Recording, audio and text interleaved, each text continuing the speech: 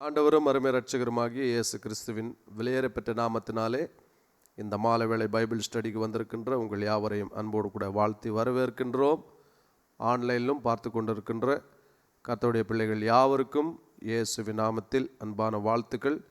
உங்களையும் இந்த ஆன்லைன் மூலமாய் நீங்கள் கற்றுக்கொண்டிருக்கின்ற பைபிள் ஸ்டடிக்கு அன்போடு கூட வரவேற்கின்றோம். கர்த்தர் நல்லவர், அவர் கிருபை என்றும் உள்ளது. நம்ம இதுவரைக்கும் அவர் நடத்தி ஆசீர்வதித்து அவருடைய வார்த்தையினாலே நம்முடைய வாழ்வை அவர் நடத்தி கொண்டிருக்கின்றார். கர்த்தருடைய நாமத்திற்கு மகிமை உண்டாவதாக. நாம் இருக்கிற இடங்களிலே தலைகளை தாழ்த்தி நாம் ஜெபித்து தொடர்ந்து நாம் நம்முடைய பைபிள் ஸ்டடிக்கு ஆயத்தப்படுவோம். கர்த்தர் நம்மை ஆசீர்வதிப்பாராக. கண்களை மூடி ஜெபிப்போம்.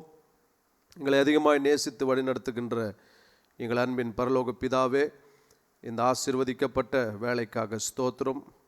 நம்முடைய பரிசுத்த பிள்ளையாகிய பலமாய் ரூபிக்கப்பட்ட தேவகுமாரனுக்காக ஸ்தோத்திரம். அவர் மூலமாய் நீர் எங்களுக்கு பாவ மன்னிப்பை உண்டு பண்ணி உம்மிடத்தில் சேரும் ஸ்லாக்கியத்தை அவர் மூலமாய் அவர் வழியாய் நீர் எங்களுக்கு காண்பித்த தயவிற்காக ஸ்தோத்திரம்.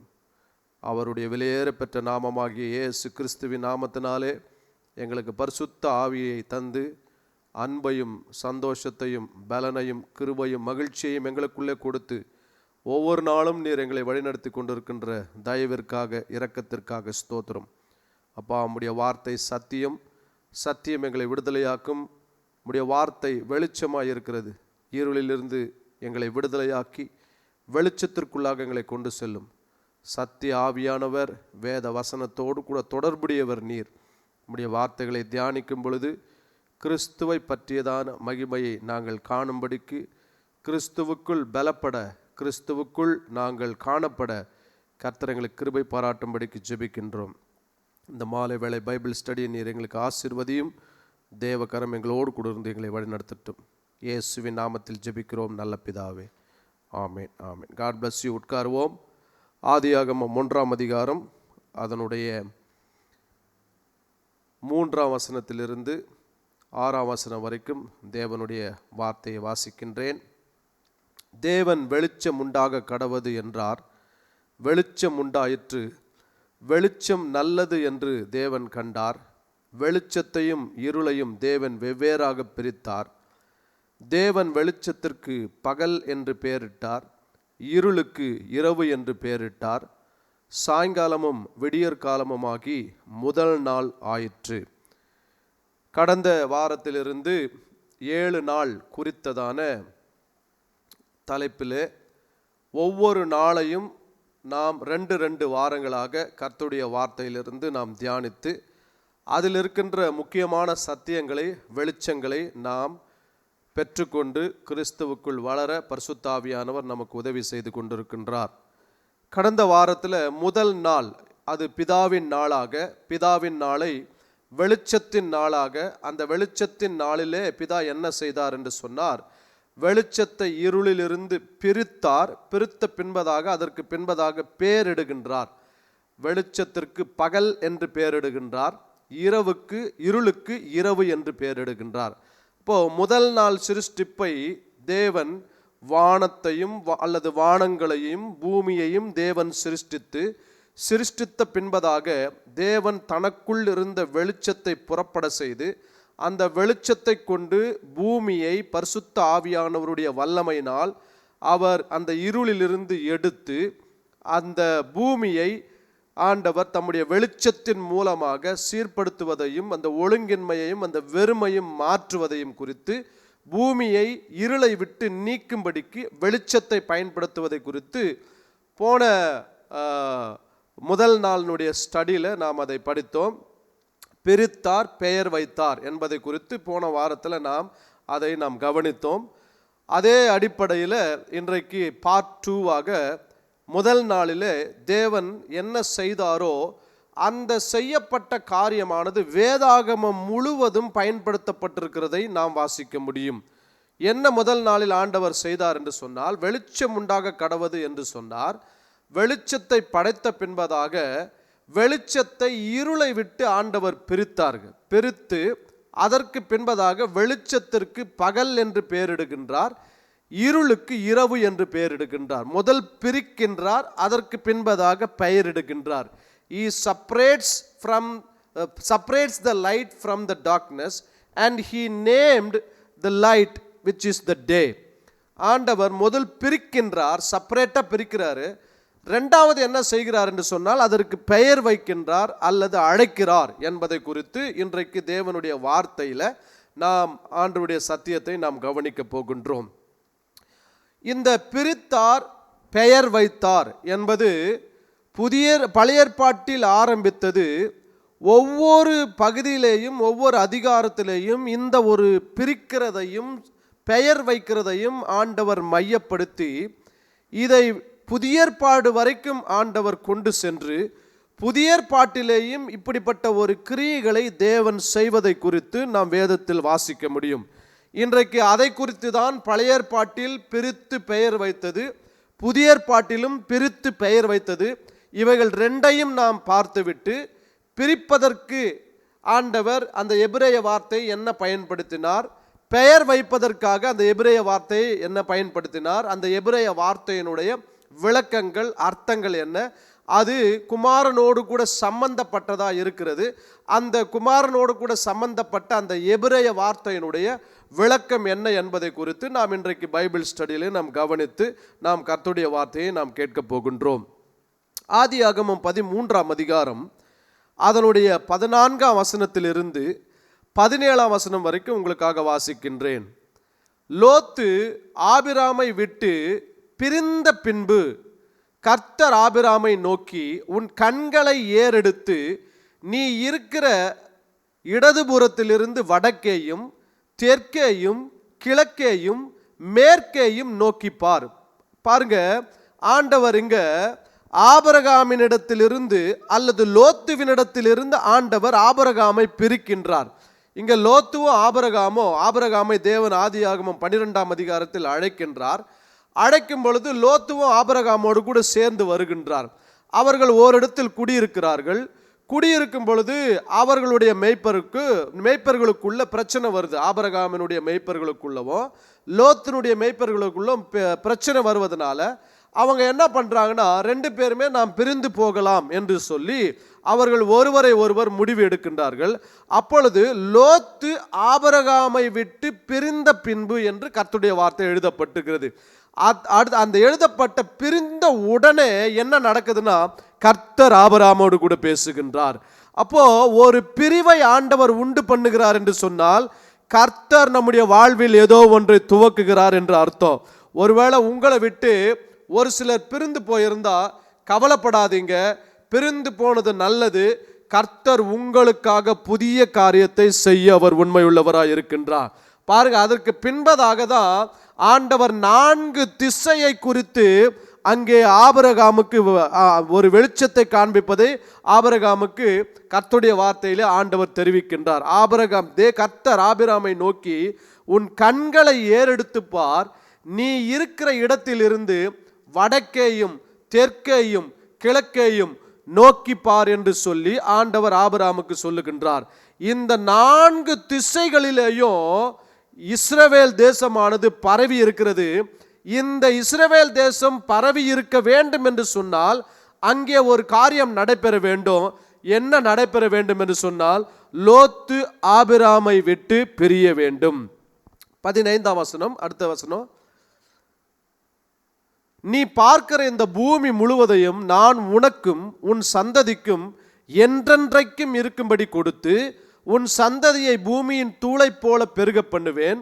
ஒருவன் பூமியின் தூளை எண்ணக்கூடுமானால் உன் சந்ததி எண்ணப்படும். நீ எழுந்து தேசத்தின் நீளமும் அகலமும் எம்மட்டோ அம்மட்டும் நடந்து திரி, உனக்கு அதை தருவேன் என்றார். பாருங்க, ஆபிரகாம் லோத்தை விட்டு அல்லது லோத்து ஆபிரகாமை விட்டு பிரிந்து சென்ற பின்பதாக ஆண்டவர் பூமி என்கின்ற ஒரு வார்த்தையை பயன்படுத்துறார். இந்த பூமியை நோக்கி பாரு அப்படின்னு சொல்றாரு. பாருங்க, ஆதியாகமம் 1ஆம் அதிகாரத்தில் பூமியை ஆண்டவர் சிருஷ்டிக்கின்றார். சிருஷ்டிக்கப்பட்ட இந்த பூமியை குறித்து ஆண்டவர் பூமியை ஆளுகை செய்து கொள்ளும்படிக்கு ஆண்டவர் ஆதாமுக்கு ஏவாளுக்கு அதிகாரத்தை ஆண்டவர் கொடுக்கின்றார். ஆனால் அவர்கள் அந்த அதிகாரத்தை இழந்து போனதுனால வேறே ஒரு குடும்பத்தை ஆண்டவர் தேர்ந்தெடுக்கின்றார். ஆபிரகாமையும் சாராளையும் ஆண்டவர் தெரிந்தெடுக்கின்றார். தெரிந்தெடுக்கும் பொழுது ஆண்டவர் அந்த வசனத்தில் சொல்லும் பொழுது 16ஆம் வசனத்தில் நீ பூமியை நோக்கி பார்ன்னு சொல்றார். பாருங்க, உன் சந்ததி பூமியின் தூளை போல பெருக பண்ணுவேன். ஒருவன் பூமியின் தூளை, பூமி என்கின்ற வார்த்தையை இங்க பயன்படுத்துறார். பாருங்க, 2 முறை பயன்படுத்துவார். அப்போ ஆபிரகாம் இழந்ததை ஆண்டவர் ஸ்டார்ட் பண்ணும்படிக்கு எங்க ஆரம்பிக்கிறார்னா, ஆதாம் இழந்ததை ஆபிரகாமுக்குள் ஆண்டவர் ஸ்டார்ட் பண்றார். ஒருவேளை உங்க சந்ததியில ஏதாவது ஒரு தேவனுடைய நன்மை இழந்திருப்பார்கள் சொன்னா அடுத்த சந்ததி நீங்க தான். உங்களிடத்தில் கர்த்தர் அதை ஆரம்பிக்க போகின்றார். ஆரம்பிப்பது மாத்திரமல்ல, உங்களோடு கூட உடன்படிக்கை செய்து கர்த்தர் உங்களுக்கும் உங்கள் சந்ததிக்கும் அதை நிறைவேற்றுகின்ற நல்ல தேவனாய் இருக்கின்றார். அப்போ ஆபிரகாமை ஆண்டவர் ஆசீர்வதித்து அவருடைய சந்ததியை பூமியின் தூளை போல பெருக பண்ணுவதற்கு ஆண்டவர் இங்கே செய்கின்ற ஒரு காரியம் என்னவென்று சொன்னால், லோத்துவை ஆபிரகாமை விட்டு பிரிக்கின்றார். அதை தான் ஆதியாகமம் 1ஆம் அதிகாரம் 4ஆம் வசனத்தில் வாசித்தோம். இருளிலிருந்து வெளிச்சத்தை ஆண்டவர் பிரித்து வெளிச்சத்திற்கு பகல் என்று பேரிடுகின்றார். நீங்க லோத்துனுடைய வாழ்க்கையை பார்க்குறப்போ, அதுக்கப்புறம் லோத்து எங்கே போறாருன்னா, சமமான பூமியை நான் தேடி போறேன்னு சொல்லி அங்கே ஒரு செழிப்பான இடத்துக்கு போறாரு. அது சோதோம் குமாரா பட்டணம். அந்த சோதோம் குமாரா பட்டணத்தில் பாவம் அதிகரித்தது, இருள் அதிகரித்தது. அந்த சோதோம் குமாரா பட்டணம் அதற்கு பின்பதாக அழிக்கப்பட்டது. ஆனால் லோத்துவுக்காக ஆபிரகாம் தேவனிடத்தில் பரிந்து பேசுவதை குறித்து நாம் வேதத்தில் வாசிக்க முடியும். ஆகவே ஆண்டவர் ஆபிரகாமை லோத்துவினிடத்திலிருந்து பிரித்து பூமியை ஆண்டவர் காண்பித்து, பூமியின் தூளை போல உன் சந்ததியை பெருக பண்ணுவேன் என்று ஆண்டவர் சொல்லும் பொழுது 4 திசைகளை அவருக்கு காண்பிக்கின்றார். இப்படியாய் உன் சந்ததியானது இந்த 4 திசைகளையும் சுதந்தரித்துக் கொள்ளும் என்று சொல்லுகின்றார். இதை சுதந்தரித்துக் கொள்ள வேண்டும் என்று சொன்னால் லோத்துவை விட்டு தேவன் ஆபிரகாமை பிரிக்க வேண்டும். முதல் பிரிக்கின்றார். அதற்கு பின்பதாக என்ன செய்கிறார் என்று சொன்னால் 17ஆம் அதிகாரம், அதே ஆதியாகமம் 17ஆம் அதிகாரம் 2லிருந்து 3 வசனங்களை 4லிருந்து 5 வசனங்களை வாசிக்கும் பொழுது, நான் உன்னோடே பண்ணுகின்ற என் உடன்படிக்கை என்னவென்றால், பாருங்க, முதல் அழைக்கின்றார் ஆபிரகாமை 12ஆம் அதிகாரத்தில் அழைக்கின்றார். அதற்கு பின்பதாக 13ஆம் அதிகாரத்தில் லோத்துவினிடத்திலிருந்து ஆண்டவர் ஆபிரகாமை பிரிக்கின்றார். 17ஆம் அதிகாரத்திலும் 15ஆம் அதிகாரத்திலும் பார்த்தீங்கன்னா ஆண்டவர் ஆபிரகாமோடு கூட உடன்படிக்கை செய்கின்றார். நித்திய உடன்படிக்கை செய்கின்றார். உடன்படிக்கை செய்வது மாத்திரமல்ல, அந்த உடன்படிக்கையில் ஆபிரகாமை தன்னோடு கூட சேர்த்து கொள்ளுகிறவராய் இருக்கின்றார். அப்போ 17ஆம் அதிகாரத்தில் ஆண்டவர் தெளிவா சொல்றார் 4ஆம் வசனத்தில், நான் உன்னோடே பண்ணுகின்ற என் உடன்படிக்கை என்னவென்றால், நீ திரளான ஜாதிகளுக்கு தகப்பனாவாய். இனி உன் பேர் ஆபிராம் எனப்படாமல் நான் உன்னை திரளான ஜாதிகளுக்கு தகப்பனாக ஏற்படுத்தினபடியால் உன் பேர் ஆபிரகாம் எனப்படும். ஹல்லேலூயா. பாருங்க, ஆபிராம் என்ற பேரை ஆண்டவர் ஆபிரகாம் என்று மாற்றுறாரு. ஆபிரகாம் என்று மாற்றும் பொழுது திரளான ஜாதிகளுக்கு நீ தகப்பனாவாய் என்று சொல்லுகின்றார்.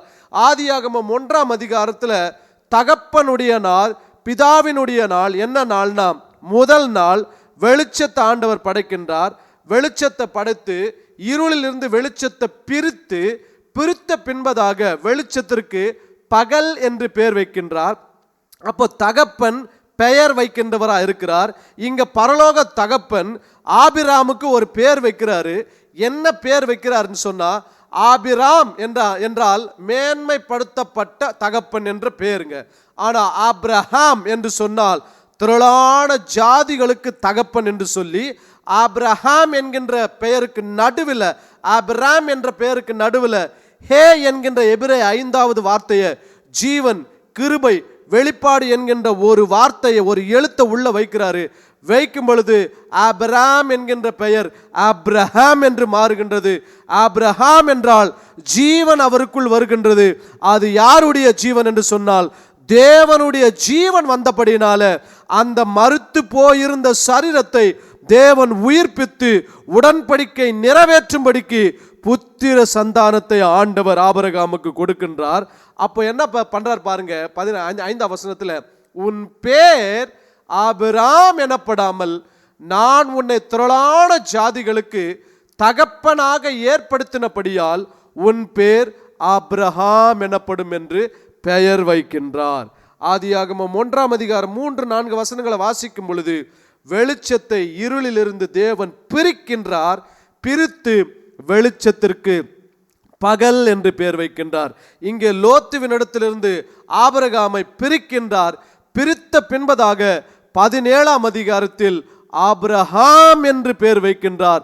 ஆபிரகாம் என்று சொன்னால் ஜாதிகளுக்கு, அநேக ஜாதிகளுக்கு நீ தகப்பனாவா என்று சொல்லி பெயரிடுவதை குறித்து கர்த்தர் இந்த வார்த்தையில் எழுதி வைத்திருக்கிறதை வாசிக்க முடியும். பாருங்க, ஆதியாகமம் 1ஆம் அதிகாரத்தில் ஆண்டவர் செய்தது அப்படியே ஆதியாகமம் 12, 13, 17ஆம் அதிகாரத்தில் தேவனால் தெரிந்து கொள்ளப்பட்ட ஒரு மனுஷனுடைய வாழ்விலேயும் ஆண்டவர் அதே காரியத்தை செய்கின்றார். அது மாத்திரமல்ல, ஆபிரகாமோடு கூட செய்த உடன்படிக்கை நிறைவேற்றும்படிக்கு ஆண்டவர் வாக்குத்தத்தம் பண்ணின ஒரு குமாரனை ஆண்டவர் ஆபிரகாமுக்கு தருகின்றார். ஆபிரகாமனுடைய குமாரனுடைய பெயர் ஈசாக்கு.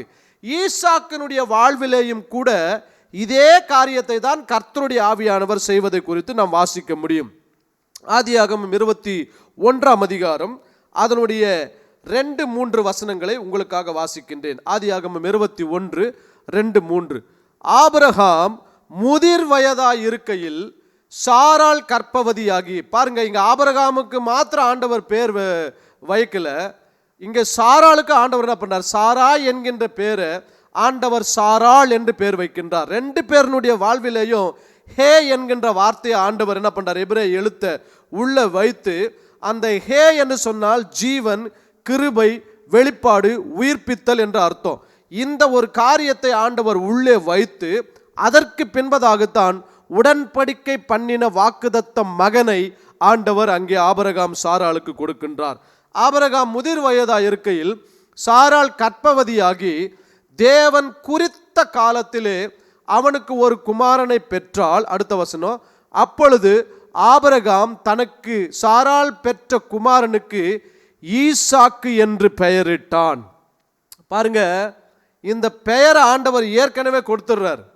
சாராளுக்கு ஆபிரகாமுக்கு சொல்றார், அடுத்த வருஷம் குறித்த நேரத்தில் நான் மறுபடியும் உன்னிடத்துக்கு வருவேன், வரும்பொழுது உன் மனைவியாகிய சாராள் தன் கைகளிலே ஒரு குமாரனை ஏந்தி கொண்டிருப்பாள்.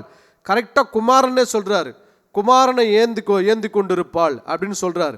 அப்போ சாராள் என்ன பண்றாங்க, கூடாரத்தில் இருந்து அப்படின்னு சிரிக்கிறாங்க. எனக்கு போய் இது நடக்குமா, எனக்கு ஸ்திரீகளுக்குள்ள வழிபாடுகள் எல்லாம் நின்று போயிடுச்சு, எந்த சோர்ஸுமே கிடையாது, எந்த ஒரு பலனுமே எனக்கு கிடையாது. அவங்க சிரிச்சாங்க பார்த்தீங்களா, அந்த சிரிப்பையே ஆண்டவர் எடுத்து அவங்க வாழ்க்கையில் அற்புதமாய் ஆண்டவர் மாற்றுகின்றார். ஈசாக்கு என்று சொன்னால் சந்தோஷம், நகைப்பு என்று அர்த்தங்க.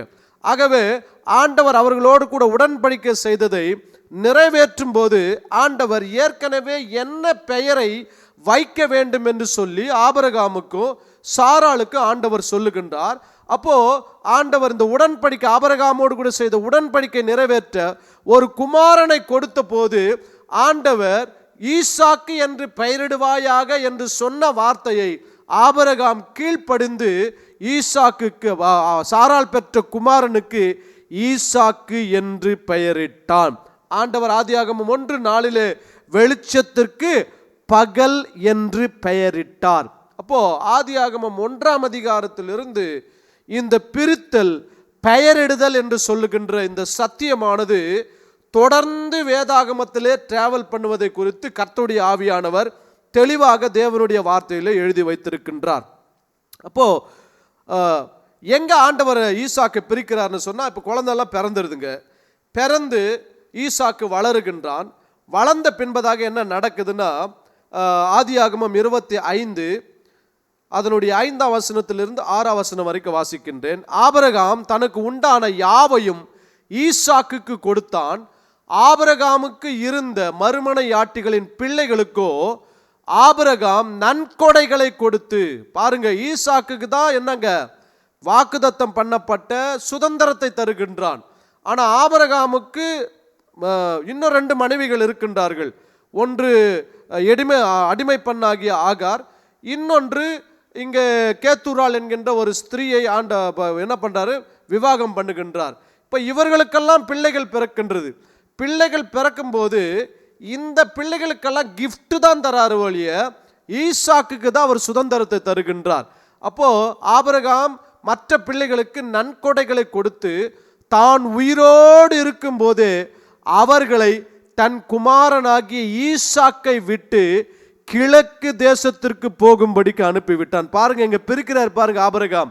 அது மாத்திரம் இல்லை, முதல்ல ஆண்டவர் என்ன பண்றாரு, ஈசாக்கை இஸ்மவேல் இடத்திலிருந்து பிரித்து விடுன்னு சொல்றாருங்க. இஸ்மவேல் இடத்திலிருந்து பிரித்து விட்ட பின்பதாக, அதற்கு பின்பதாக கேத்தூரால் இடத்தில் பிறந்த குமாரர்கள் எல்லாரும் சேர்ந்து எல்லாரும் ஒன்னா இருக்கிறாங்க.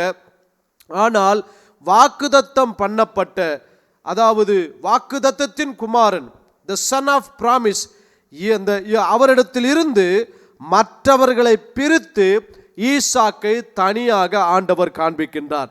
அப்ப ஈசாக்கினுடைய வாழ்விலும் கூட என்ன நடக்குதுன்னா, மற்றவர்களை விட்டு, மற்ற சகோதரர்களை விட்டு ஆபிரகாம் ஈசாக்கை தனியா பிரிக்கின்றார். பிரிப்பது மாத்திரமல்ல, ஈசாக்கு பிறக்கும் முன்பதாகவே ஈசாக்குக்கு இந்த பெயர்தான் வைக்க வேண்டும் என்று சொல்லி தேவன் ஏற்கனவே ஆபிரகாமுக்கும் சாராளுக்கும் அங்கே கட்டளை கொடுக்கின்றார். அப்ப ஈசாக்கினுடைய வாழ்விலும் கூட ஈசாக்கு பிரிக்கப்படுகின்றார். பிரிக்கப்படுவது மாத்திரமல்ல, பெயரிடப்படுகின்றார். ஏன் என்று சொன்னால், ஆதியாகமம் 1ஆம் அதிகாரத்தில் பிதாவின் நாள், இந்த பிதாவின் நாளிலே தேவன் செய்த காரியம், வெளிச்சத்தை இருளினிடத்திலிருந்து பிரித்து வெளிச்சத்திற்கு பகல் என்று பெயரிட்ட அந்த ஒரு சம்பவமானது ஆபிரகாமின் வாழ்விலேயும் ஈசாக்கின் வாழ்விலேயும் நடப்பதை கர்த்தருடைய ஆவியானவர் வேத வசனத்திலே எழுதி வைத்திருக்கின்றார். அதற்கு பின்பதாக ஈசாக்கின் குமாரனாகிய யாக்கோபுனுடைய வாழ்விலேயும் இதே தான் நடக்குது. அதே ஆதியாகமம் 25ஆம் அதிகாரம் 23ஆம் வசனத்தை வாசிக்க போகின்றோம். ஆதியாகமம் 25:23. அதற்கு கர்த்தர், 2 ஜாதிகள் உன் கற்பத்தில் இருந்து உண்டாயிருக்கிறது, 2 வித ஜனங்கள் உன் வயிற்றிலிருந்து பிரியும் என்று எழுதுறார். பாருங்க, என்ன சூப்பர் ஆவியானவர் எழுதி வச்சிருக்கிறார் பாருங்க. இப்போ ஈசாக்கினுடைய மனைவியாகிய ரெபேக்காள் கற்பமா இருக்கிறாங்க. கற்பமா இருக்கும் பொழுது கர்த்தரிடத்தில் போய் விசாரித்தார்கள் என்று சொல்லி கர்த்தருடைய வார்த்தையில் எழுதப்பட்டிருக்கிறது. ஆனா வேத வல்லுநர்கள் என்ன சொல்றாங்கன்னா, எங்க போய் அவங்க விசாரிச்சாங்க?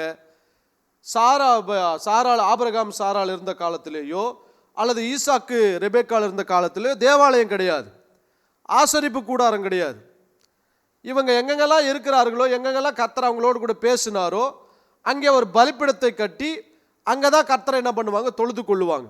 ஆனால் சரித்திரம் என்ன சொல்லுகிறது என்று சொன்னால், ரெபேக்காள் மெல்கிசேதேக்கினிடத்தில் போய் விசாரித்தாள் என்று சொல்லி சரித்திரங்கள் சொல்லுகின்றது. வருகிற நாட்களிலே நாம் மெல்கிசேதேக்கு குறித்து நாம் பைபிள் ஸ்டடியில் படிக்கும் பொழுது அதனுடைய காரியங்களை நாம் டீட்டெயிலாக படிப்போம். அப்போ இங்க ஈசாக்கினுடைய மனைவி ரெபேக்காளுடைய வயிற்றில் 2 பேர், ஏசாவோ யாக்கோபோ 2 பேருமே உள்ளவே போராடி கொண்டிருக்கிறாங்க, உள்ளவே அவங்க சண்டை போட்டு கொண்டிருக்கிறாங்க. அப்போ கர்த்தரிடத்தில் போய் விசாரிக்கும்படிக்கு ரெபேக்காள் என்ன பண்றாங்க, கர்த்தரிடத்தில் போய் விசாரிக்கிறாங்க. விசாரிக்கும் பொழுது கர்த்தர் ரெபேக்காளுக்கு சொல்லுகின்றார், உன் வயிற்றில், உன் கற்பத்தில் 2 ஜாதிகள் புறப்படும், இந்த 2 ஜாதிகள் உன் வயிற்றிலிருந்து பிரியும் என்று எழுதுகின்றார். அவர்களில் ஒரு ஜனத்தார் மற்ற ஜனத்தாரை பார்க்கிலும் பலத்திருப்பார்கள், மூத்தவன் இளையவனை சேவிப்பான். இப்போ கற்பத்தில் இருக்கும் பொழுதே ஆண்டவர் யாக்கோபை தனியா பிரிச்சு எடுக்கிறாருங்க. ஏசாவை விட்டு ஆண்டவர் என்ன பண்றாருங்க, பிரித்து எடுக்கிறார். பிரித்து எடுப்பது மாத்திரமல்ல, ஆதியாகமம் 41ஆம் அதிகாரம் 45ஆம் வசனத்துல அதற்கு பின்பதாக ஆண்டவர் யாக்கோபுக்கு ஒரு பெயர் மாற்றத்தை தருகின்றார். பிரித்தெடுத்த பின்பதாக என்ன நடந்துச்சுன்னு தெரியும். ஒருவன் கூடாரவாசி, இன்னொருவன் ஏசா வனவாசி. ஈசாக்கு என்ன பண்றாரு, தன் முதிர் வயதிலே பிள்ளைகளை ஆசீர்வதிக்கும்படி தன் வாய்க்கு ருசியான பதார்த்தங்களை செய்து கொண்டு வர வேண்டும் என்று சொல்லி ஏசாவுக்கு சொல்றாரு. இதை ரெபேக்காள் அம்மா கேள்விப்படுறாங்க. அவர்கள் மந்தையில் இருந்த ஒரு ஆட்டை அடித்து தன்னுடைய மூத்த குமாரனாகிய ஈசாவினுடைய வஸ்திரங்களை இளைய குமாரனுக்கு போட்டு இளைய குமாரனை தகப்பனிடத்தில் அனுப்பி இளைய குமாரனை தகப்பன் வாக்குத்தத்தங்களை சொல்லி ஆசீர்வதிக்கின்றார். அதுக்கு முன்பதாகவே ஏசா காட்டில் அவன் வேட்டையாடி கொண்டு ரொம்ப பசியாக வரும் பொழுது தன் சகோதரனிடத்தில் வந்து அந்த பயிற்றுக்கூளை குடிக்க வேண்டும் என்று சொல்லி அதற்காக தன் புத்திர பாக்கியத்தை அவன் விற்று போட்டான். சேஷ்ட புத்திர பாக்கியத்தை விற்று போட்டான். இவைகள் இரண்டையும் யாக்கோபு பெற்றுக்கொண்டு தன் சகோதரனுக்கு பயந்து தன்னுடைய பெற்றோர்களுடைய ஆலோசனையின்படி தன் மாமன் வீடாகிய லாபான் வீட்டுக்கு போகின்றார்.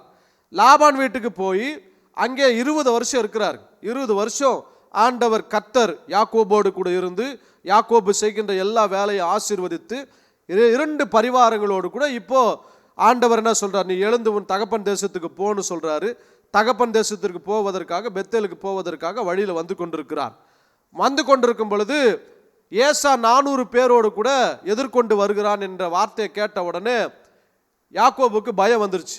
ஏன்னா சேஷ்ட புத்திர பாகத்தையும் வாங்கிட்டார், தகப்பனிடத்திலிருந்து ஆசீர்வாதத்தையும் பெற்றுக்கொண்டார். இந்த கோபத்தில் அண்ணன் இருக்கிறான். அண்ணன் இருப்பதனால எப்படியும் நம்மளை கொன்று போட்டுவான்னு சொல்லி அண்ணனுக்கு வெகுமதிகளை முதல் அனுப்புகிறார். அப்படியெல்லாம் அனுப்பி ஒவ்வொரு கோத்திரமாக முன்னாடி பிள்ளைகளாக வைத்து ராகேலினுடைய பிள்ளைகளை கடைசியில் வச்சுட்டு அதுக்கப்புறம் மந்தைகளோடு கூட அவர் இருக்கும் பொழுது ஒரு நாள் இரவில் அவர் என்ன பண்ணுறாரு, எல்லா பிள்ளைகளையும் மனைவிகளையும் பிள்ளைகளையும் ஒன்று சேர்த்து அவர்களை அக்கறைப்படுத்தி விட்டு தனியாக ஒரு இடத்துல யாப்போக்கு என்ற ஒரு நதி ஓரமாக தனியாக ஒரு இடத்துல ஆற்றை கடந்து ஒரு இடத்துல இருக்கும் பொழுது அங்கே ஒரு மனுஷனை சந்திக்கின்றார். அந்த மனுஷன் இரவில் யாக்கோபோடு கூட 2 பேருமே போராடுறாங்க. போராடும் பொழுது யாக்கோபு போராடி மேற்கொள்ளுகின்றார் என்று கர்த்தருடைய வார்த்தையிலே நாம் வாசிக்க முடியும்.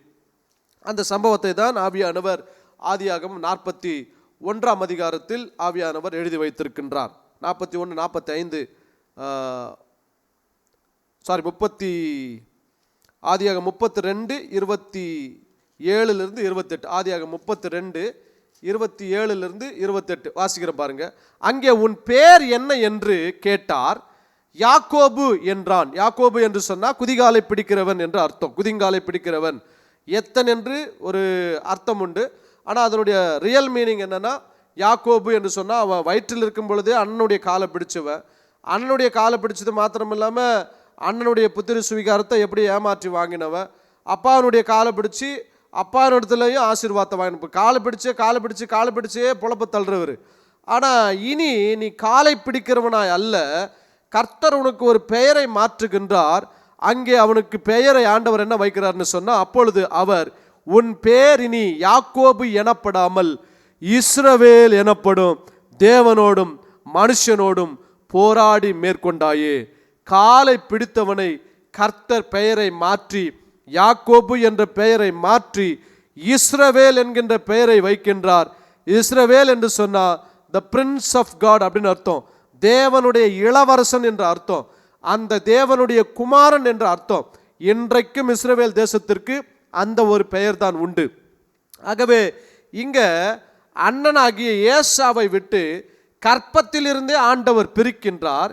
பிரித்தது மாத்திரமல்ல, ஆண்டவர் சில வருடங்கள் கழித்து யாக்கோபு பெரிய 2 பரிவாரங்களோடு கூட வெளியே வரும் பொழுது ஆண்டவர் மறுபடியும் யாக்கோபை சந்தித்து அவன் பெயரை மாற்றி நீ இனி யாக்கோபு எனப்படாமல் இஸ்ரவேல் எனப்படுவாய் என்று பெயரை அங்கே மாற்றுவதை குறித்து, பெயரிடுவதை குறித்து நாம் வேதத்தில் வாசிக்க முடியும். இப்போ ஆபிரகாமுக்கு ஆண்டவர் செய்தாரு, ஈசாக்குக்கு ஆண்டவர் செய்தாரு, யாக்கோபுக்கும் அதே செய்கிறாரு.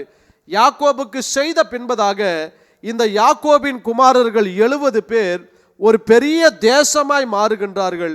இந்த பெரிய தேசமாய் மாறுவதற்காக தேவன் ஒரு மனுஷனை எகிப்துக்கு அனுப்புகின்றார், அல்லது ஒரு குமாரனை எகிப்துக்கு அனுப்புகின்றார். யோசேப்பை ஆண்டவர் என்ன பண்றாருங்க, எகிப்துக்கு அனுப்புகின்றார். இப்போ யோசேப்பை ஆண்டவர் எப்படி பிரிச்சு எடுக்கிறார்னு பார்க்க போறோம். ஆதியாகமம் 37ஆம் அதிகாரம் அதனுடைய 28ஆம் வசனம். ஆதியாகமம் 37, 28. அந்த வர்த்தகரான மீதியானியர் கடந்து போகிற போது அவர்கள் யோசேப்பை அந்த குழியிலிருந்து தூக்கி எடுத்து இஸ்மவேலர்கள் கையில் 20 வெள்ளிக்காசுக்கு விற்று போட்டார்கள். அவர்கள் யோசேப்பை எகிப்துக்கு கொண்டு போனார்கள். பாருங்க, யோசேப்பினுடைய வாழ்க்கை குறித்து நம்ம நிறைய பிரசங்களை கேட்டிருக்கிறோம். யோசேப்பு தகப்பனால் நேசிக்கப்பட்ட ஒரு குமாரன்.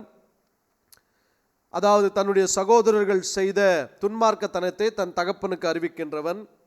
தகப்பனால் தன்னுடைய குமாரர்களுடைய சகோதரருடைய சேமத்தை விசாரிக்கும்படிக்கு தகப்பனால் அனுப்பப்பட்டவன். அப்போ அனுப்பப்படும் பொழுது தன் சகோதரர்கள் எல்லாரும் பார்க்குறாங்க, இவன் தானே சொப்பனக்காரன், அப்பாவிடத்தில் நம்முடைய துன்மார்க்கத்தனத்தெல்லாம் சொல்கிறவன் இவன் தானே, இவனுடைய சொப்பனை எப்படி நிறைவேறுன்னு பார்க்கலாம் அப்படின்னு சொல்லி யோசேப்பை இவர்கள் கொலை செய்யும்படிக்கு வகை தேடுகின்றார்கள். அப்போது யோசேப்பை அடித்து அவன் வஸ்திரங்கள் எல்லாவற்றையும் தகப்பன் கொடுத்த பலவர்ண அங்கியை எடுத்துக்கொண்டு யோசேப்பை குழியில் போட்டுடுறாங்க. குழியில் போட்ட பின்பதாக ரூபன் என்ன பண்ணுறாருங்க, இல்லை இவனைய நம்ம அடிச்சுட்டு இவனை கொண்டு போட்டு அந்த இரத்த பழிக்கு நம் பழியாக வேண்டும். இதோ அங்கே பாருங்கள், மீதியானியர் போயிட்டு கொண்டு இருக்கிறாங்க. இந்த மீதியானியர் இடத்துல என்ன பண்ணலாம், விற்று போட்டுடலாம். இவங்க என்ன பண்ணுவாங்க, அவனை அடிமைத்தனமாக அவன் எங்கேயாவது போய் பொழைச்சிக்கிட்டோம் அப்படின்னு சொல்லி யோசேப்பை மீதியானுடைய கையில் விற்று போடுகிறார்கள். மீதியானியர் எகிப்திலே யோசேப்பை கொண்டு சென்று போர்த்திபாரிடத்தில் அடிமையாக விற்று போடுகின்றான். இப்போ ஒருவேளை இப்படிப்பட்ட சூழ்நிலையை நீங்கள் உங்கள் வாழ்க்கையில் சந்திக்கலாம். நான் கூட யோசேப்பினுடைய வாழ்க்கை போல தான் பாஸ்டர், சகோதரர்களால் புறக்கணிக்கப்பட்டு உறவினர்களாக புறக்கணிக்கப்பட்டு என் சொந்த பந்தத்திலிருந்து என்னை அவங்க வெளியே அனுப்பிச்சிட்டாங்க. நான் இருக்க வேண்டிய நிலை வேறு, ஆனால் இப்போ இந்த நிலையில் இருக்கிறேன், என் வாழ்க்கை எப்படியா முடியும்னு எனக்கு தெரில அப்படின்னு நீங்கள் ஒருவேளை உங்கள் உள்ளத்தில் அப்படிப்பட்ட ஒரு சந்தேகத்தோடு கூட ஒரு கேள்வியோடு கூட இந்த வார்த்தையை நீங்கள் கேட்டுக்கொண்டு இருக்கலாம்.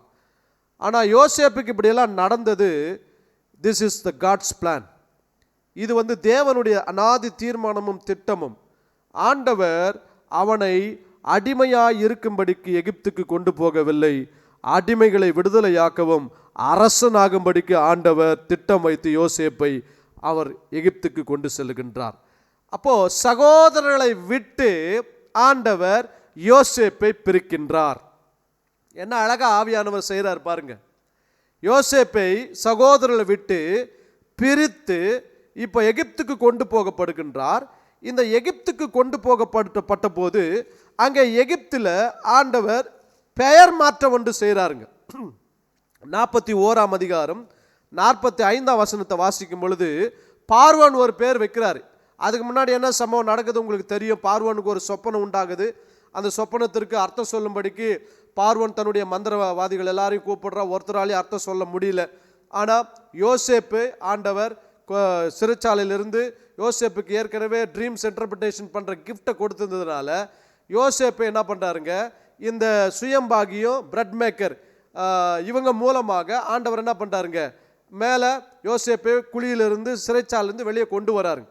கொண்டு வரும்பொழுது யோசேப்பு ட்ரீமுக்கான விளக்கங்களை சொல்கிறார். சொல்லும் பொழுது பார்வோன் சொல்கிறாருங்க தன் ஊழியக்காரர்களை பார்த்து, தேவ ஆவியை பெற்ற இந்த மனுஷனை போல வேறு ஒருவன் உண்டோ? பின்பு பார்வோன் யோசேப்பை நோக்கி, தேவன் இவைகள் எல்லாவற்றையும் உனக்கு வெளிப்படுத்தியிருக்கிறபடியினால் உன்னை போல விவேகமும் ஞானமும் உள்ளவன் வேறு ஒருவரும் இல்லை என்று சொல்லி யோசேப்பை குறித்து பார்வோன் என்ன பண்ணுறாருங்க, சாட்சி கொடுத்து அங்கே என்ன பண்ணுறாருன்னா பார்வோன் யோசேப்புக்கு ஒரு பேர் வைக்கிறாருங்க. இது எஜிப்சியன் நேமாக இருந்தாலும் ஹீப்ரூவில் இந்த பேருக்கு ஒரு விளக்கம் உண்டு. மேலும் பார்வோன் யோசேப்புக்கு சாப்நாத் பனேயா என்கின்ற பெயரிட்டு, பாருங்க ஆவியானவர் எவ்வளவு சூப்பராக செய்கிறாருங்க, ஒரு பேரை மாத்துறாருங்க. உங்களுக்கு இந்த வார்த்தையை சொல்கிறேங்க, ஒருவேளை இதுக்கு முன்பதாக உங்கள் பேர் பழியை சுமந்த பேராக இருக்கலாம், உங்கள் குடும்பத்தின் சாபத்தை சுமந்த பேராக இருக்கலாம், இல்லை குடும்ப பாரத்தையோ பழியை சுமந்த பேராக இருக்கலாம். ஆனால் இன்றைக்கு உங்கள் தலையெழுத்தை மாற்றி கர்த்தர் உங்களுக்கு ஒரு புதிய நாமத்தை தர விரும்புகின்றார்.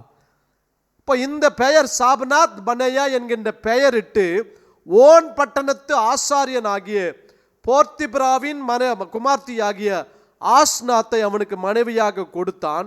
யோசேப்பு எகிப்து தேசத்தை சுற்றி பார்க்கும்படிக்கு புறப்பட்டான். கல்யாணம் ஆகி முடியுது. கல்யாணம் ஆன உடனே என்ன பண்ணுறாருங்க, ஹனிமூன் போகிறார். எகிப்து முழுசும் என்ன பண்ணுறாருங்க, சுற்றி பார்க்குறார். இப்போ யோசேப்புக்கு ஆண்டவர் பார்வோன் மூலமாய் ஒரு பெயரை மாற்றாருங்க. பார்வோன் என்ன பேர் வைக்கிறார்னா சாப்நாத் பனேயா என்ற பேரை வைக்கிறாரு.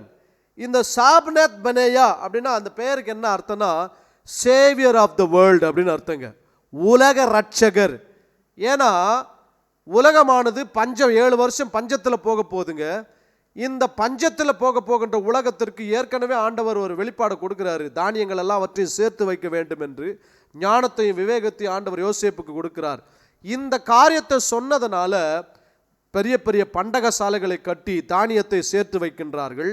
ஆகவே இதை பார்த்து பார்வோன், உலகத்துக்கே இந்த பிள்ளை ஆசீர்வாதமாக இருக்குப்பா, யோசேப்பு உலகத்துக்கே இந்த பிள்ளை ஆசீர்வாதமாக இருக்கு, இஸ்ரவேல் குடும்பத்தையே காப்பாற்ற போகிறது என்று சொல்லி தீர்க்கமாய் உலக ரட்சகர் என்று பெயர் வைக்கின்றான். ஐயா, அம்மா, அருமையான தம்பி, தங்கச்சி, ஒருவேளை உங்களை ஏளனமா உங்க சகோதரன் உங்களை புறக்கணித்து, உங்கள் குடும்பத்தார் உன்னை புறக்கணித்து பார்த்திருக்கலாம். ஆனால் கர்த்தர் உன்னைத்தான் உலகத்திற்கு ஆசீர்வாதமாய் வைக்க போகின்றார். கர்த்தர் உன்னைத்தான் உன் குலத்திற்கு ஆசீர்வாதமாய் வைக்க போகின்றார். கர்த்தர் உன்னைத்தான் உன் குடும்பத்திற்கு இரட்சகராக வைக்க போகின்றார். உன் குடும்பத்தை மீட்டெடுத்து உன்னையே குடும்பத்திற்கு ஆசீர்வாதமாய் வைக்க போகின்றார். அப்போ சாப்நாத் பனேயா அப்படின்னா உலக ரட்சகர் என்ற அர்த்தம். நீங்கள் யோவான் 4ஆம் அதிகாரத்தில் வாசித்து பாருங்க. சமாரியா பட்டணத்தாரை தேவன் இயேசு கிறிஸ்து சந்தித்த பொழுது அந்த சமாரியா பட்டணத்தார் சொல்லுகின்றார்கள், இவர் வருகிறவராகிய உலக ரட்சகர் என்று இயேசு கிறிஸ்துவை அடையாளப்படுத்துகின்றார்கள்.